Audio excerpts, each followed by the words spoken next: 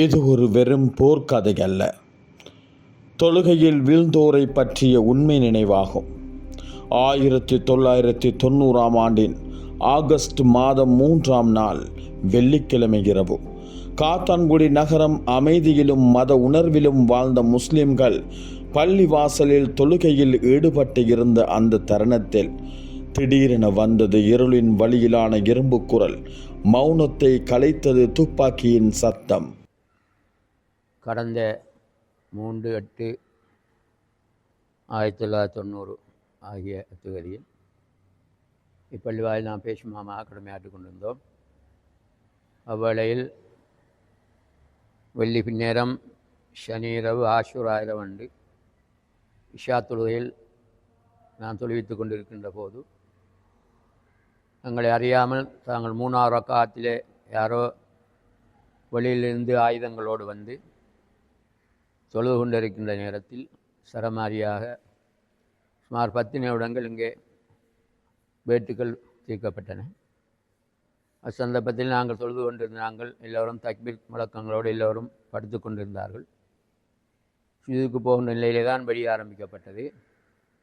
அதேவேளை நான் அதுக்குள் இருந்து முன்னால் இருக்கின்ற கனவுலே வந்து குந்திக்கொண்டு அல்லாஹை தக்பீர் செய்து கொண்டிருந்தோம். அல்லாஹுடைய ஏற்பாட்டின் பிரகாரம் 10 நிமிடங்கள் இங்கே வேட்டுகளும் குண்டுகளும் அடிக்கப்பட்டிருக்கின்றன. இதிலே எல்லோர்களும் தக்பீர் முழக்கத்தோடு அல்லாஹு அக்பர் லா இலாஹ இல்லல்லாஹ் என்ற சத்தத்தோடு தான் எல்லோரும் அங்கே இருந்து கொண்டிருந்தார்கள். 3 நேரங்களிலே நிறுத்தப்பட்டு 3 விதமாக இந்த வேட்டுகள் தீர்க்கப்பட்டன. அந்த 3ஆவது வேட்டு முடிகின்ற போது தொழுதவர்களின் சத்தங்கள் அமைதியாகிவிட்டது. எமக்கும் காதுகள் எல்லாம் அடைக்கப்பட்டு ஒன்றும் கேட்காமல் கை கால்கள் அப்படியோ நின்ற நிலையில் விரைத்த மாதிரி அப்படியோ கால்கள் நின்று விட்டன. கால் கைகள் எல்லாம். இந்த வேளையை 10 நிமிடத்தின் பிறகு தான் நாங்கள் வெளியிலேருந்து வந்த ஆட்களை காணக்கூடியதாக இருந்தது. காதுகள் அடைத்து எமக்கு பேச முடியாத நிலையாக இருந்தபோது எம்மை தூக்கி கொண்டு வீட்டடியிலே விட்டார்கள். அதன் பிறகு 2 சாரம் சேட்டு 2ம் உதரத்தால் நுழைந்திருந்தன. இறுதியாக நாம் அவைகளை கழட்டி பார்த்தபோது பெரும் வெடிகள் படாமல் சிறிய குண்டுகள் மேல்களில் இருந்து அவைகள் அடுத்த நாள் டாக்டர்களால் அகற்றப்பட்டு இன்ஜெக்ஷன் போடப்பட்டு 3 நாட்கள் வரை காது சத்தம் கேட்காமல் இருந்து இதன் பிறகுதான் நமக்கு காது சத்தம் கேட்டது. ஆக இதிலே நாங்கள் பார்த்தபோது 2ஆம் நாள் அந்த ஜனாசாக்கள் அடக்கப்பட்டு இதிலே இப்பள்ளி வாயிலில் 78 பேர்கள் ஷஹீதாயும் சுமார் 25 பேர்கள் காயப்பட்டும் இருந்தார்கள். இன்னொரு பள்ளி வாயில் அது ஹுசைனியா தைக்காண்டு அதிலே 25 பேர்கள் அதில் ஷஹீதாக்கப்பட்டார். 27 பேர் சொல்வதாகவும் 2 பேர் தப்பினதாக இதில் தகவல் கிடைத்தது. ஆக இது நடந்த முடிவிலே 10 நிமிடங்கள் முடிந்த பிறகு மற்ற ஊர் ஜனங்கள் வந்து ஜனாசாக்களையும் இங்கு காயப்பட்டவர்களும் கொண்டு சென்றார்கள். இது நமக்கு மீரா பள்ளிவாசல், ஹுசைனியா பள்ளிவாசல் எப்போதும் அழகு நிறைந்த சாந்தியுடன் தொழுகைகள் நிகழும் இடங்கள். அந்த இரவு இரத்த வெள்ளம் வடிந்த ஒரு மயமாக மாறியது. 103 உயிர்கள், பெரியவர்கள் சிறியவர்கள் என தங்கள் இறைவனிடம் கையை தூக்கிய நிலையில் வீழ்த்தப்பட்டனர். அந்த இரவின் சப்தம் இன்னமும் அந்த இடங்களில் ஒலிக்கிறது. பள்ளிவாசல்கள் இரண்டும் இனி வெறும் தொழுகை இல்லாமல் சாட்சியமானது.